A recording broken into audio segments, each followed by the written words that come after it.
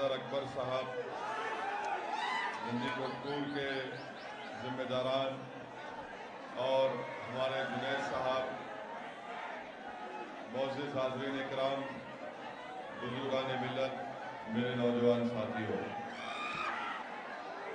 मैं सबसे पहले आप तमाम का शुक्रगुजार हूँ कि आप लोग अपना कीमती वक्त निकालकर आज के इस करनूल शहर में इंतखाबी जलसे में शिरकत की।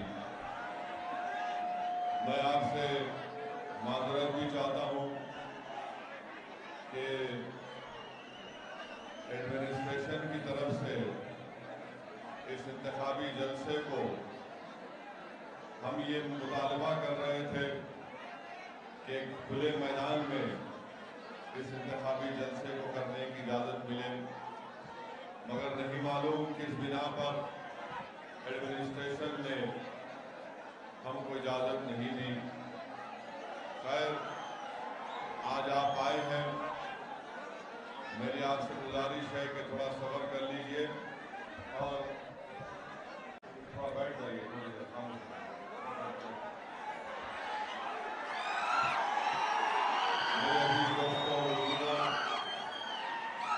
सबसे पहले मैं आपको बताना चाहूँगा कि करनूल के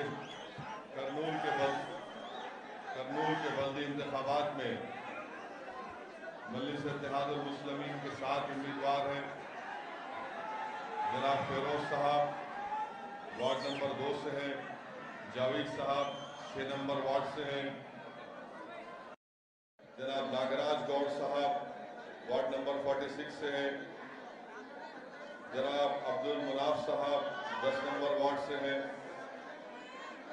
सैयद शोएब कादरी साहब वार्ड नंबर 4 से है, मोहतरमा शेख अफरीद साहिबा जो इंडिपेंडेंट है, मजलिस उसकी तायीद कर रही है, उनका इंतखाबी निशान गिरवा है, मोहतरमा शहजादी साहिबा जो इंडिपेंडेंट है जिसकी मजलिस तायीद कर रही है 6 वार्ड से, उनका इंतखाबी निशान रिंग है। वार्ड नंबर 1, 2, 3, 4, 5 से मजलिस के उम्मीदवारों का इंतखाबी निशान पतंग है और आप तमाम से मेरी गुजारिश है कि 10 तारीख को आप मजलिस के उम्मीदवारों को कामयाब करें। नदियाल से मजलिस के 6 कैंडिडेट हैं, जनाब अकबर साहब की क़यादत में वहाँ पर नंदीकोटपुर में एमआईएम के 4 उम्मीदवार हैं। तो मेरी आप तमाम से गुजारिश है कि 10 तारीख के दिन आप अपना एक वोट एमआईएम पार्टी के हक में इस्तेमाल करें। मैं शुरुआत में अपनी जानिब से, एमआईएम पार्टी की जानिब से उन तमाम आंध्र प्रदेश की आवाम को पैगाम देना चाहता हूँ कि MIM party Visakhapatnam steel plant के प्राइवेटाइजेशन के खिलाफ है। एमआईएम पार्टी उन तमाम लोगों के साथ है जो इस बात का मुतालबा कर रही है कि विशाखापट्टनम स्टील प्लांट के प्राइवेटाइजेशन को रोका जाए। एमआईएम पार्टी उन तमाम लोगों के साथ है जिनका नारा है कि विशाखा हुक्कू आंध्र हक्कू, एमआईएम पार्टी उनके साथ है।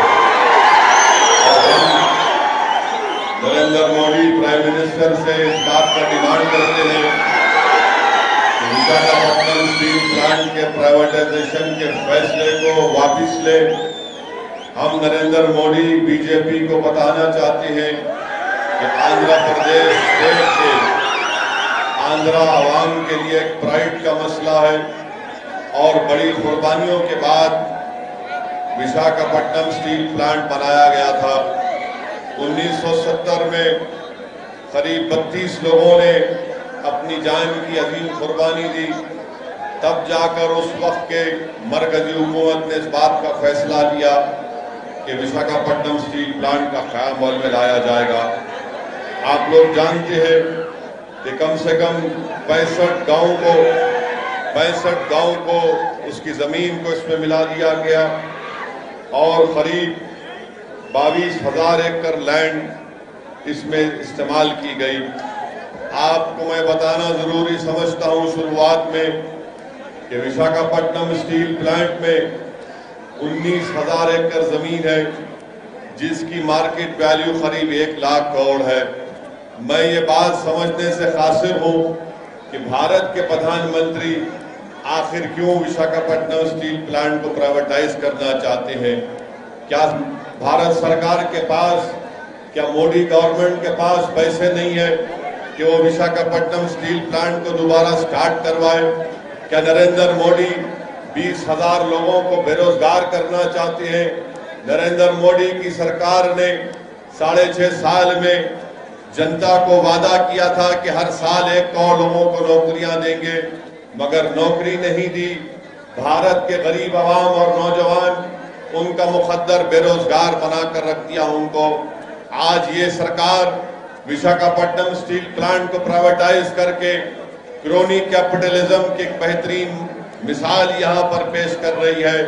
हम करनूल के इंतखाबी जलसे से यहाँ की रियासती हुकूमत के चीफ मिनिस्टर, YSR पार्टी के चीफ मिनिस्टर और भारत के प्राइम मिनिस्टर नरेंद्र मोदी, इन दोनों से हम डिमांड करते हैं कि वाइजैक स्टील प्लांट के प्राइवेटाइजेशन को रोका जाए।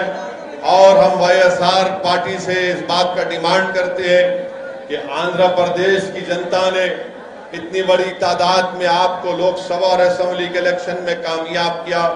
हमारा डिमांड यह है कि यहाँ के चीफ मिनिस्टर अपना सिर्फ खत लिखकर मोदी से अपने गम का इजहार ना करें, बल्कि हम चीफ मिनिस्टर आंध्र प्रदेश से ये मुतालबा करते हैं कि वो आंध्र प्रदेश की जनता के मिजाज को समझें और रोड पर निकल कर आकर बीजेपी नरेंद्र मोदी सरकार के खिलाफ एहतजाज करें।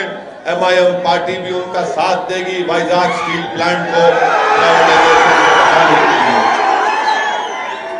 दूसरी मेरी बात आप तमाम से अर्ज करना यह है कि ये एक इलेक्शन की मीटिंग है और 10 तारीख के दिन इंतखाबात या पोलिंग का दिन है। मैं आपको ये बात बताना जरूरी समझता हूं मेरे भाई कि MIM पार्टी ने 2019 के असेंबली और पार्लियामेंट के इलेक्शन में हमने आप तमाम से अपील की थी कि आप इस इलेक्शन में TDP और BJP के खिलाफ वोट दीजिए। हमने आपसे अपील किया था कि आप असेंबली और पार्लियामेंट के इलेक्शन के लिए जगन मोहन रेड्डी का साथ दीजिए। आज ये म्युनिसिपल इलेक्शन है।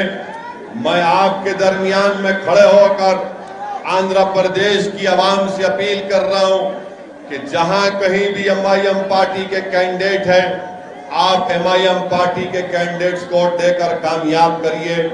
मैं आपका शुक्रिया भी अदा करना चाहूंगा कि आपने MIM पार्टी की अपील पर हमारी बात की आपने लाज रखी और असेंबली और पार्लियामेंट के इलेक्शन में आपने नायडू और मोदी को हराकर यहां पर एक नई पार्टी को बनाया।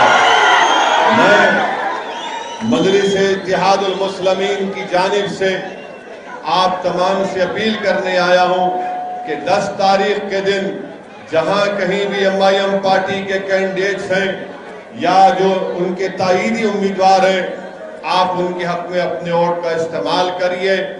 अधोनी में हो, करनूल में हो, नंदियाल में हो, हिंदूपुर में हो, अनंतपुर में हो, कड़पा में हो या विजयवाड़ा गुंटूर में हो, आप इन तमाम मुकामात पर MIM पार्टी के कैंडिडेट्स को कामयाब और कामरान करिए। मेरी आपसे एक और बात, आपको ये बात रखना था कि ये अजीब बात है कि असेंबली का इलेक्शन आता है तो YSR पार्टी के लोग हमको फोन करके बोलते आप हमारी सपोर्ट करो। पार्लियामेंट का इलेक्शन आता तो आप हमको बोलते।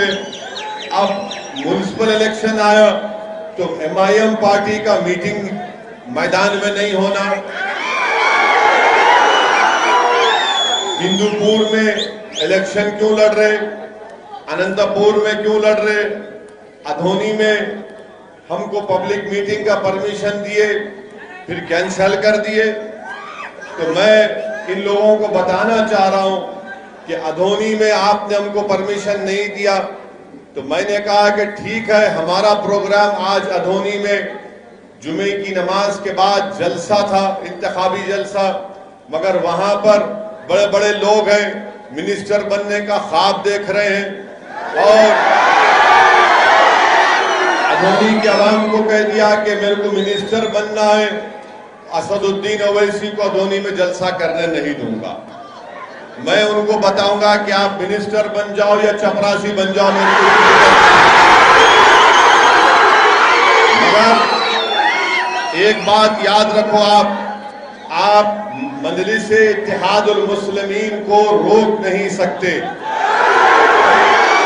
मजलिस-ए इत्तेहादुल मुस्लिमीन एक असदुद्दीन ओवैसी का नाम नहीं है, ये तमाम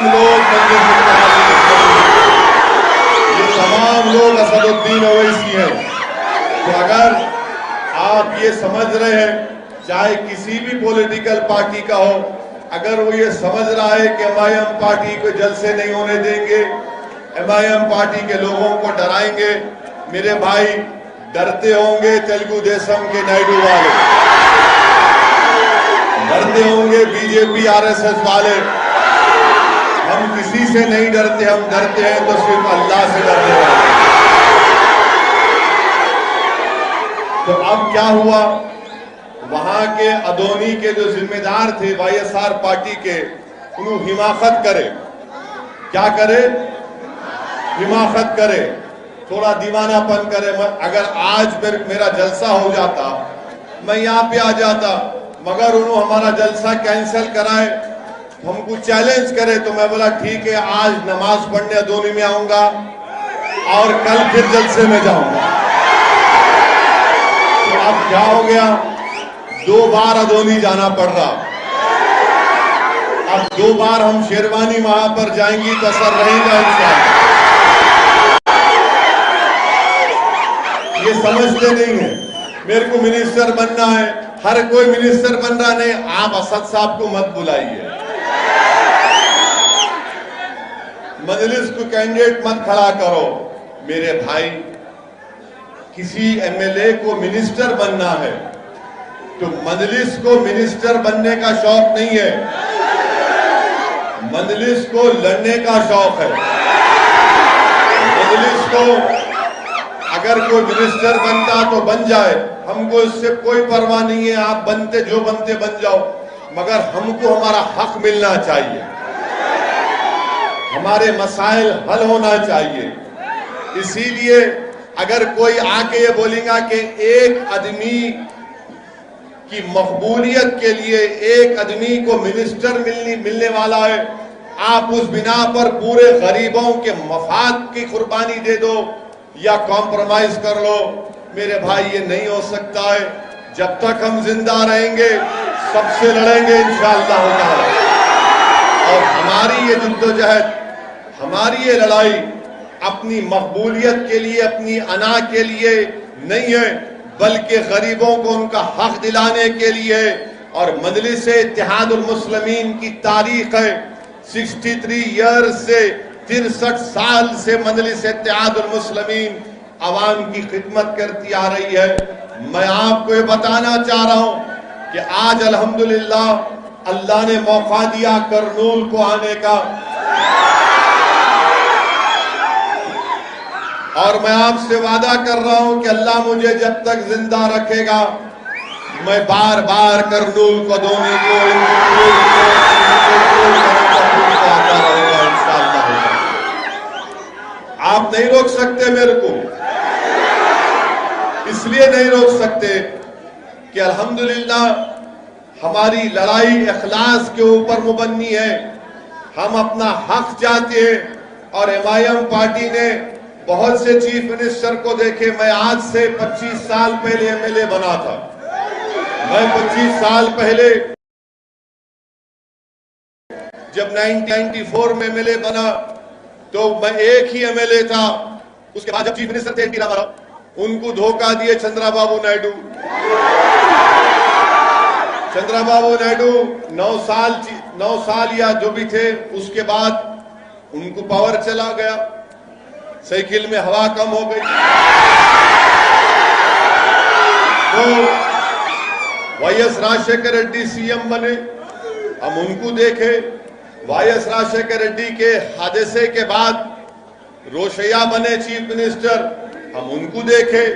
उसके बाद किरण कुमार रेड्डी आए, उन्होंने मजलिस से झगड़ा करे, उन्होंने अपनी पार्टी बना लिए, पार्टी का निशान चप्पल रखे, चप्पल राज में आई।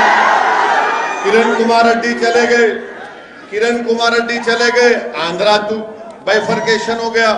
यहां पर चंद्रबाबू नायडू बने, 5 साल के बाद उन्होंने घर में बैठ गए, उन्होंने जगनमोहन रेड्डी बन गए। तो अब तक माशाल्लाह से हम लोग 7-8 चीफ मिनिस्टर को देख लिए। आप हमको मत रोको, आप जितना हमको रोकेंगे ना हम उतना जिद में आते। मजलिस के मुखालिफिन बोलते थे, मजलिस के जितने मुखालिफिन बोलते थे असदुद्दीन ओवैसी तुम गुजरात को नहीं जाते, तुम मोदी से मिले हुए हैं, गुजरात को नहीं जाते, नहीं जाते। हम गुजरात को गए नहीं गए, गए ना गुजरात को गए। अहमदाबाद में खाली 25 दिन की मेहनत हमारे वहां के सदर जनाब साबिर भाई साहब ने, उनकी टीम ने की। 25 दिन की मेहनत में अल्हम्दुलिल्लाह मजलिस के 7 कॉर्पोरेटर और अहमदाबाद में कामयाब हुए। गोधरा को पहली मर्तबा जिंदगी में गोधरा गया, 8 कैंडिडेट खड़ा किए, 7 जीते अल्हम्दुलिल्लाह। मोडासा में अगर मैं गलत ना कहूं तो 12 या 13 खड़ा किए, 9 जीत गए। अब मोडासा में leader of opposition MIM party का कांग्रेस को हमसे कम मिले। फिर भरूच में हमारे एक उम्मीदवार को कामयाबी मिली।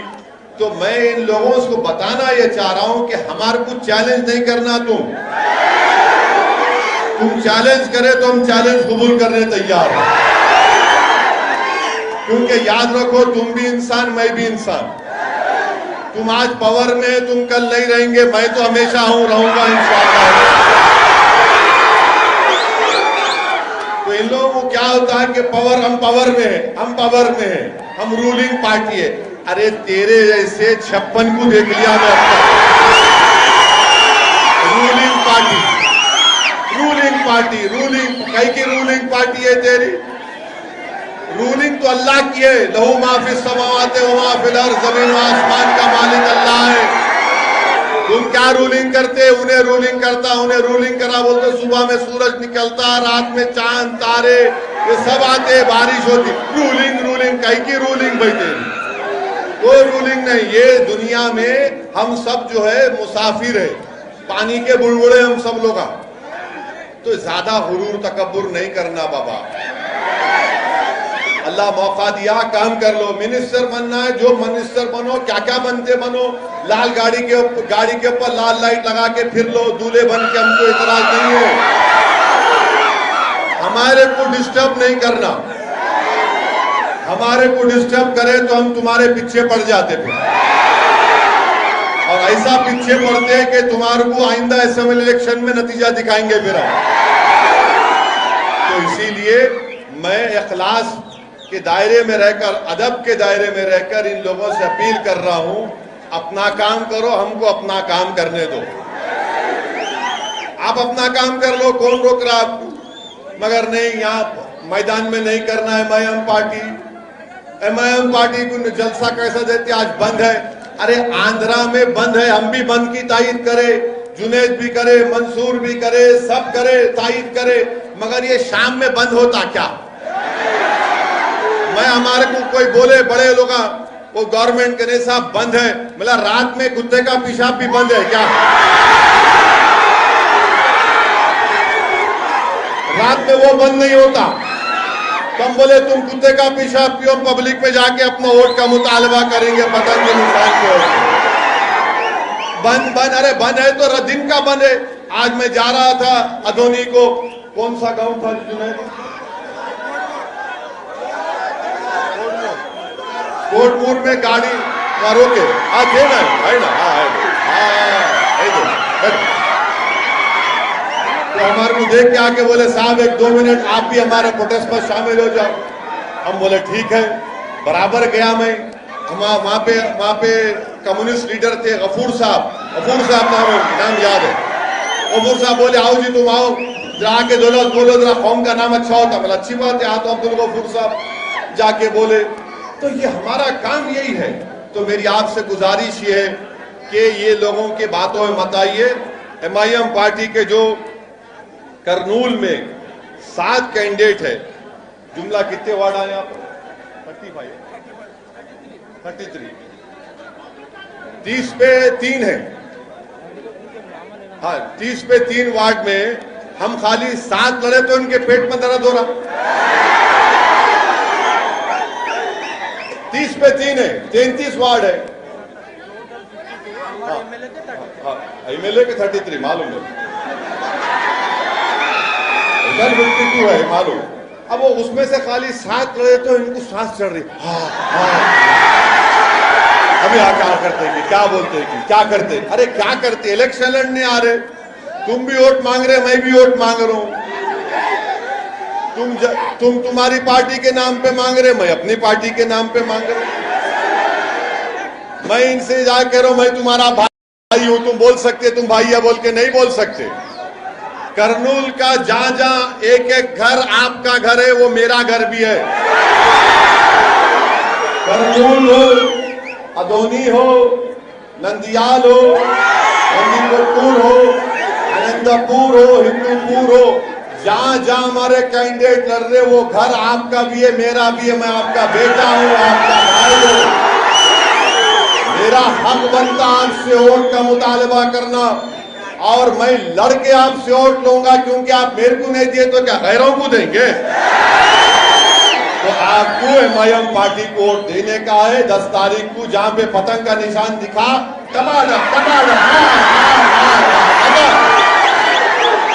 और 10 तारीख को पूरे आसमान पे खाली पतंग नजर आना।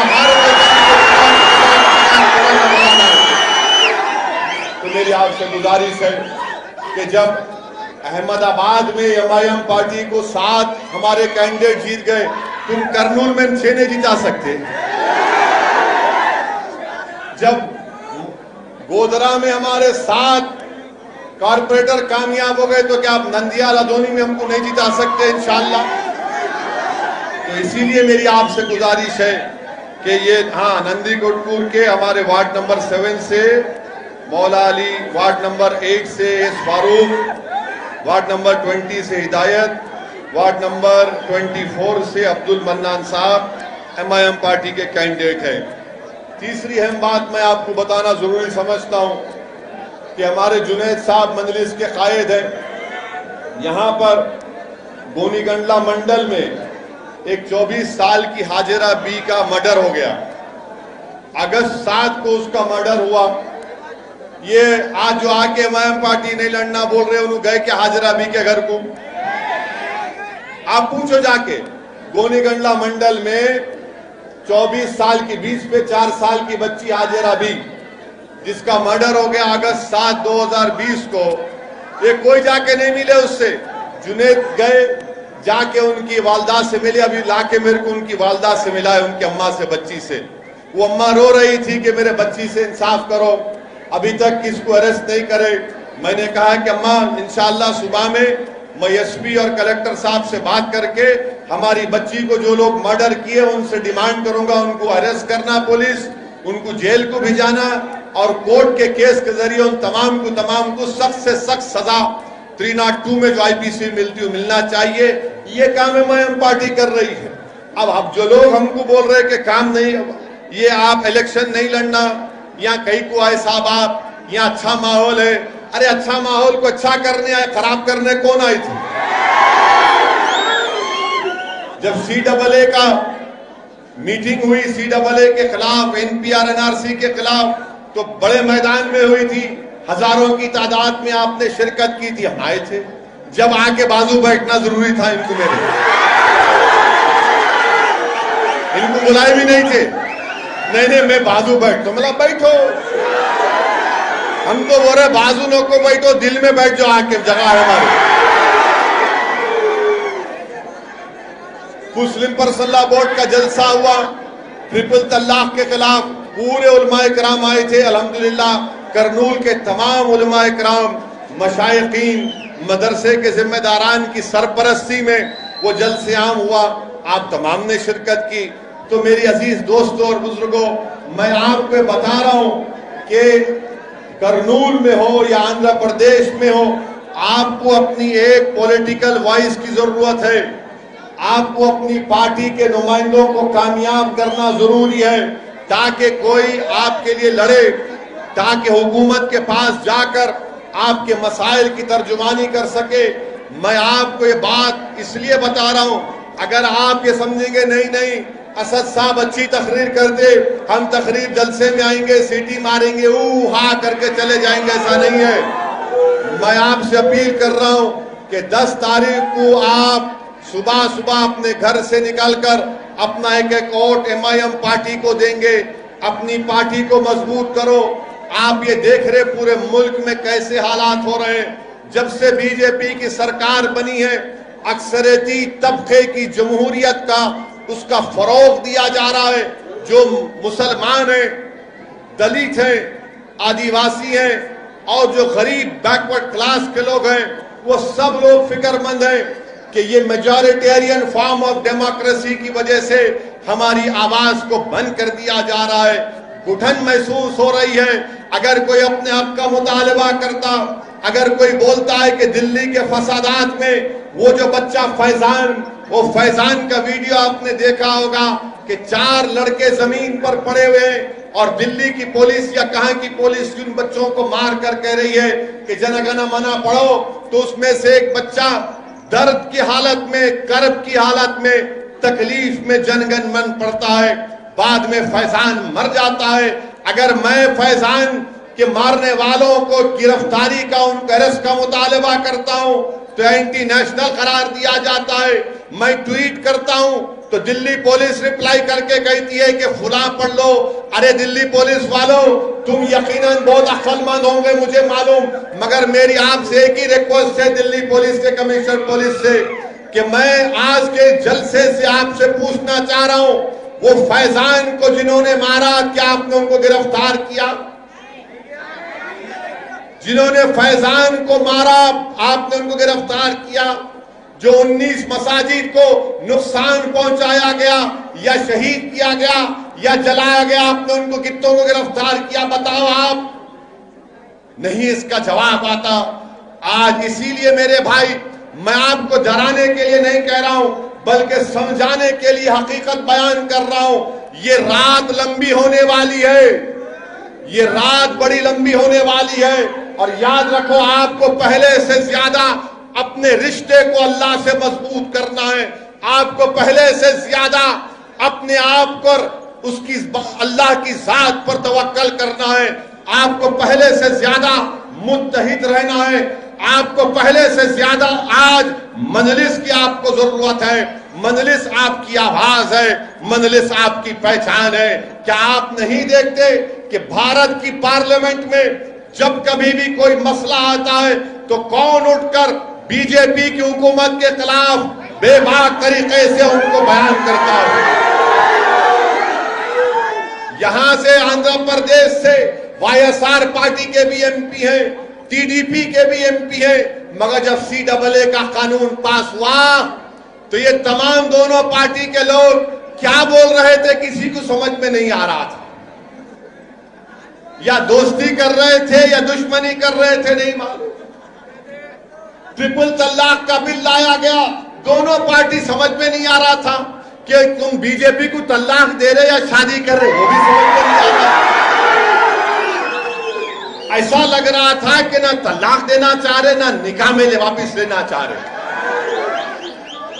मगर कौन साफ और वाज़े तरीके से, चाहे ट्रिपल तलाक हो, चाहे CAA का कानून हो, चाहे बजट हो, हम बेबाक तरीके से दलाइल को बीजेपी की मुखालिफत करते आ रहे हैं। ये काम MIM पार्टी कर रही है। और आप जानते हैं कि अल्लाह के फजलो करम से औरंगाबाद की पार्लियामेंट की सीट से भी MIM पार्टी का कैंडिडेट कामयाब हुआ। MIM पार्टी के अब 2 MP हो गए, 2 है। ये दो 300 पे पारी। अब जिनके पास 20-20, 3-3 है, उन्हें क्या कर रहे? कहां गया स्पेशल स्टेटस? कहां गया स्पेशल स्टेटस? बोलो मेरे को आप। कुछ नहीं बात, ना टीडीपी करती ना इनू करते। क्या कहा, किधर गया? मैं ये इसलिए बोल रहा हूं, अगर कल तुम अधोनी में मेरे जलसे का परमिशन कैंसिल नहीं करते, खामखा उंगली करे। नहीं छेड़खानी करना हमसे पाशा। छेड़खानी करे तो हम काजकोरे की फल्ली है, तुम्हारे को गुजरी होती, याद रखो। अब मेरे को फोन करके कोई बोलते, अरे असद साहब हिंदूपुर क्यों आते? मैं क्यों नहीं आना? अरे कहीं क्यों आते? मैं हो आ तो मेरे अब्बा की जागीर है, यहाँ नहीं आना, वहां नहीं। अरे फिर कहां जाना पाशा? क्या जाना? मेरे ना तो मैं कॉन्ट्रैक्टर हूं, ना मेरे को कोई वो इरिगेशन का कॉन्ट्रैक्टर हूं, ना मेरे पास कोई माइन है, ना मेरे पास कोई कंपनी है। खाली एक ही काम है, गाड़ी में बैठना, जलसे करना है, एमआईएम पार्टी का हरा झंडा लेकर एमआईएम पार्टी जिंदाबाद, एमआईएम पार्टी जिंदाबाद। अब ये दूसरों को उनका कॉन्ट्रैक्टर भी है, दौलतमंद भी है, करोड़पति भी है, तो उनको डर होता, इनको इनसे डर होता, उनको उनसे डर होता। अरे तुम दोनों डर लो, हमको क्या करना? मेरे भाई, मेरी आप तमाम से, मेरी इज्जतदार माँ और बहनों से गुजारिश है कि आपको एमआईएम पार्टी को सपोर्ट करना है। 10 तारीख के दिन अपने वोट का इस्तेमाल करना है। और आपको वो और एक इल्जाम नहीं, कम्युनल है, फिरका परस्त है। असदुद्दीन ओवैसी अपनी स्पीच देते तो हेट स्पीच देते, भड़काऊ भाषण देते। मैं चैलेंज कर रहा हूं, अगर तुम चैलेंज कबूल कर लिए तो आओ अपन खड़े रह के एक डिबेट कर लेंगे, मालूम कर लेंगे कौन फिरका परस्त है, बताएंगे। कहा कि फिरका परस्त हम बता सकते हैं आपको, एमआईएम पार्टी कम्युनल है। अरे क्या तुम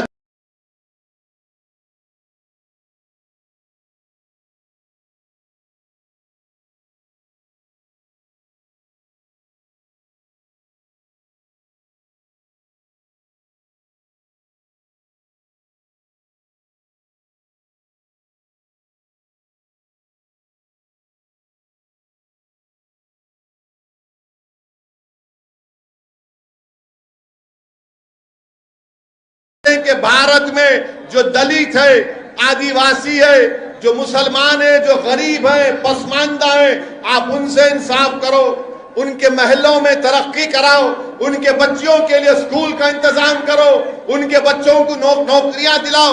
अगर ये कम्युनलिज्म है तो बताओ फिर सेकुलरिज्म क्या होगा? मेरे अजीज दोस्तों और बुजुर्गों, आप देखते हैं कि दुल्हन की स्कीम कहां गई अल्लाह को मालूम। वक्फ बोर्ड के जमीन का कमेटी नहीं बनती, minority corporation, overseas education scholarship, वो भी नहीं मालूम किधर गया। मेरी आपसे एक ही अपील है कि आपको जमहूरियत में एक अपोजिशन की जरूरत है। अब यहाँ पे क्या हो रहा आंध्र प्रदेश में, ये रूलिंग पार्टी वाले बोलते, अरे टीडीपी वाले पैसे लेके बैठ गए, तुम कहीं को नहीं ले रहे। पूछते पूरे टीडीपी वाले नायडू को धोखा दे, नायडू सुसरे को दिए, अब इनला नायडू को धोखा दे। जितने नायडू से टिकट लिए उनको वो वाईएसआर वाले बुला के इधर भाई गुलाब जामुन खा सो जा। हमारे को बुलाए, उन्होंने बोले गुलाब जामुन खाओ, हम बोले नहीं खाते। बोले 2 खाओ, हम बोले नहीं खाते। पूरा डब्बा ले ले, हम बोले नहीं खाते। उसको बोले क्या खाते, तो हम बोले हम तुमको खाते।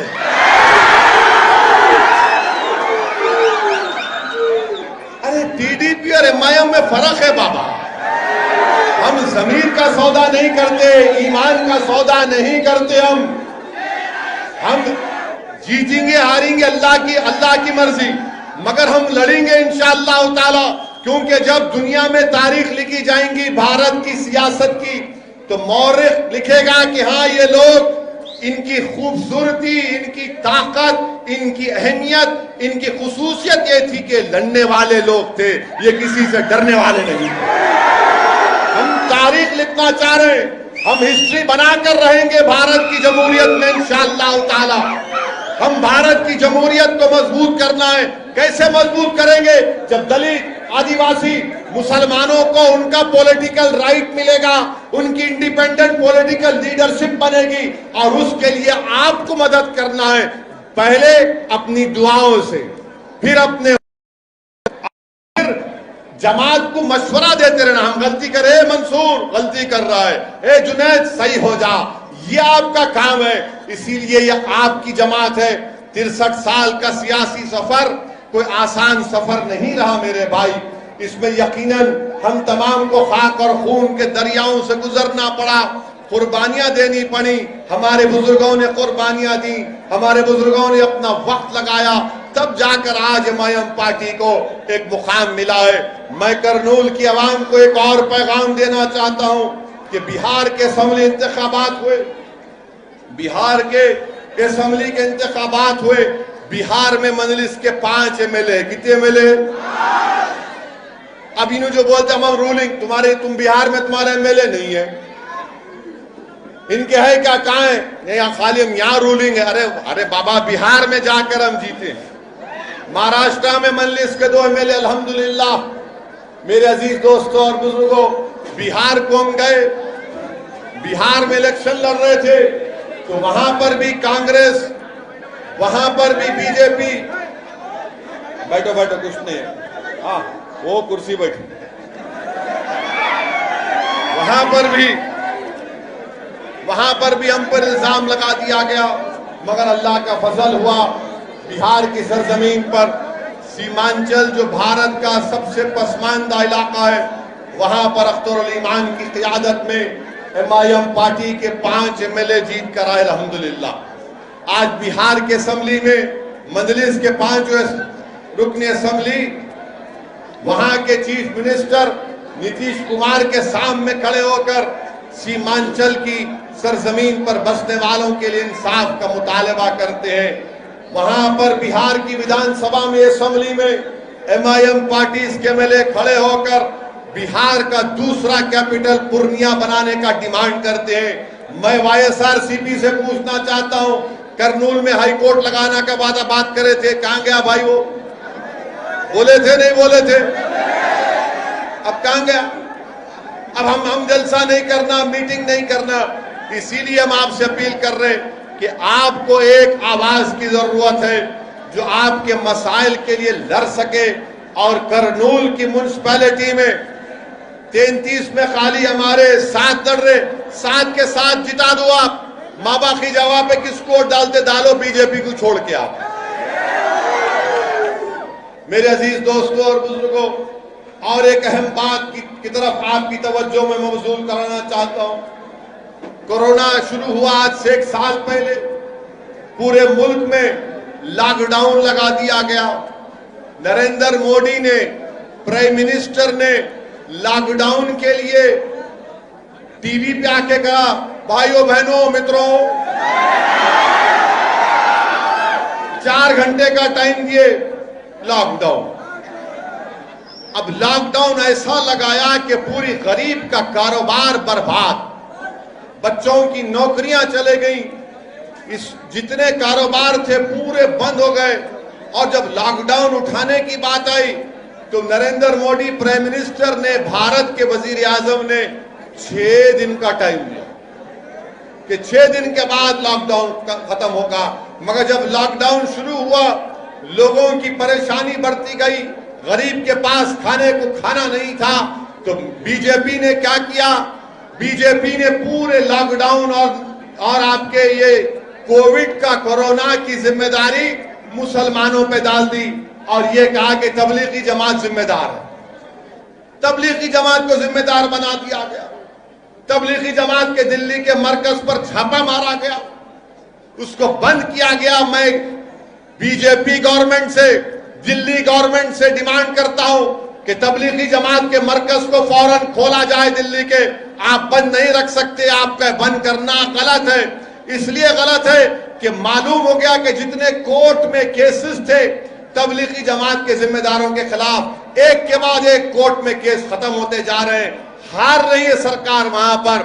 और ये बीजेपी की तरफ से सिर्फ मुसलमानों के ताल्लुक से नफरत पैदा करने के लिए इस्लाम के ताल्लुक से नफरत पैदा करने के लिए आपने तबलीगी जमात को जिम्मेदार करार दिया। मेरे अजीज दोस्तों और बुजुर्गों, भारत की तारीख में पहली मर्तबा ऐसा हुआ है कि एक बीमारी को किसी मजहब से जोड़ दिया गया और संघ परिवार के लोगों ने कोरोना को भी कलमा पढ़ाकर उसको मुसलमान बना दिया। कभी ऐसा सुना आपने कि बीमारी का कोई मजहब होता? बीमारी का किसको भी बीमार हो सकते, कोई भी बीमार हो सकता, मगर नफरत पैदा करना था। मगर अल्लाह की जात बड़ी है, अल्लाह ने दिखा दिया कि झूठे ये हैं और झूठ का अल्लाह ने बता दिया, झूठे को उसके मंजिल पर पहुंचा दिया। तबलीगी जमात को बर्बाद करने के लिए ये लोग आए। अरे मेरे भाई, आंध्रा के लोग, आंध्रा की एक जमात लखनऊ में फंस गई थी।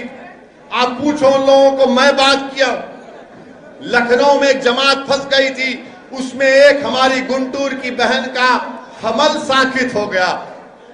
हमारी बहन प्रेग्नेंट थी, उसको फौरन दवाखाने को ले जाना था, मगर उत्तर प्रदेश की हुकूमत ने देर कर दी।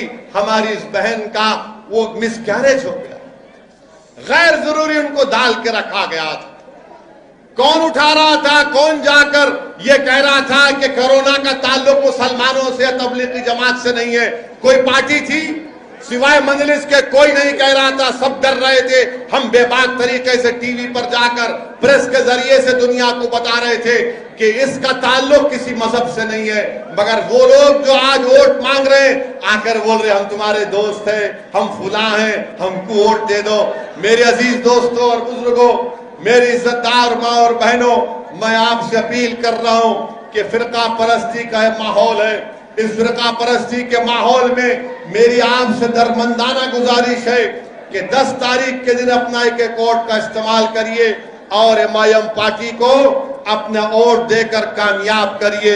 मैं फिर से आपको बताना चाहूंगा कि जब लॉकडाउन चल रहा था तो गुंटूर के एक मुफ्ती साहब थे, मरहूम, उनका नाम गुंटूर के मुफ्ती साहब थे, उनकी सदारत में जलसा हुआ था CAA का, जमीयत उलमा के वो सदर भी थे।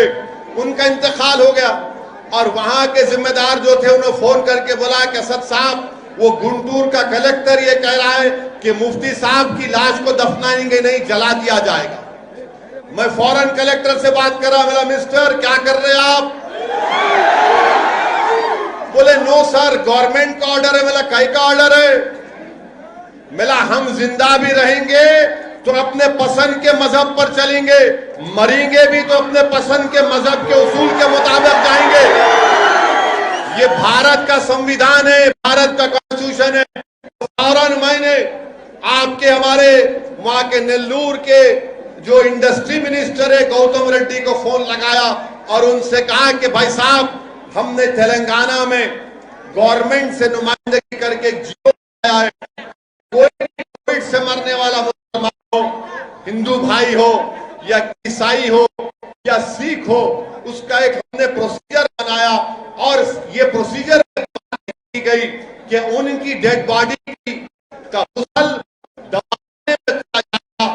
मैंने हैदराबाद के बड़े मुफ्तियों के साथ, जिसमें सैफुल्लाह रहमानी साहब, दूसरे जो जिम्मेदार जमीयत उलमा के, उन्होंने कहा कि हम कर सकते और प्रोसीजर बनाया कि गवर्नमेंट खुद ले जाकर खानदान 5-6 लोग रहेंगे, कब्रिस्तान में होगी और तदफीन होगी। वो जियो की कॉपी में आपके YSR CP के लीडर मौजूदा चीफ मिनिस्टर के पास भिजाया, तो मेरे भिजाने के बाद आंध्र प्रदेश में उस तरह का जियो जारी हुआ। आज आप पूछते हैं एमआईएम पार्टी क्या कर रही? अल्लाह सलामत रखे मुफ्ती साहब को, अल्लाह उनकी मग़फ़िरत करे कि मुफ्ती साहब जिंदा भी थे तो उनके इल्म से लोगों को फायदा पहुंचा, उनके दुनिया से चले जाने के बाद भी लोगों को उनसे फायदा पहुंचा कि उनकी मौत सबब बनी कि कोविड में सही तरीके से लोगों को उनके मजहब के मुताबिक अपने आखिरी रसूमात करने का मौका मिला। मेरे अजीज दोस्तों और बुजुर्गों, मेरी आपसे गुजारिश है कि 10 तारीख के दिन आप अपना एक और एमआईएम पार्टी को देकर कामयाब करिए। और मैं आपको बता रहा हूं एक बात, अपनी कहकर अपनी बात को खत्म कर लूंगा। हम ये आपको बात बता रहे हैं, जो रूलिंग पार्टी है, हम रूलिंग पार्टी को बता रहे। मैं 1.5 साल से रूलिंग पार्टी को बोल रहा हूं, ये संघ परिवार के लोग आपके पीछे पड़े हैं, पर समझते नहीं। हम लोग ठीक है, मगर एक बात याद रखो, जब आंध्रा में ये असेंबली का इलेक्शन होगा तो बीजेपी बड़ी ताकत के साथ आगे बढ़ रही है। मैं आपको डराने के लिए नहीं कह रहा हूं, मेरी एक जिम्मेदारी है हैसियत एक सियासतदान के। मैं थोड़ा बहुत जो अल्लाह ने मुझे इल्म दिया या सोचने समझने की ताकत दी, मैं उसकी बुनियाद पर आपसे कह रहा हूं कि मुत्तहिद रहिए, डरने और घबराने की जरूरत नहीं है। अगर आप जिस दिन डर जाएंगे इन जालिम लोगों से, तो याद रखिए हम फिर कभी नहीं उठने वाले हैं। डरना नहीं है, मुत्तहिद रहना है, अपने रिश्ते को अल्लाह से मजबूत करना है। मैं आपको फिर से कह रहा हूं कि जहेज की लानत को खत्म करो, बच्चियों से अच्छा ट्रीटमेंट करो, बच्चियों को बच्चों से ज्यादा पढ़ाओ।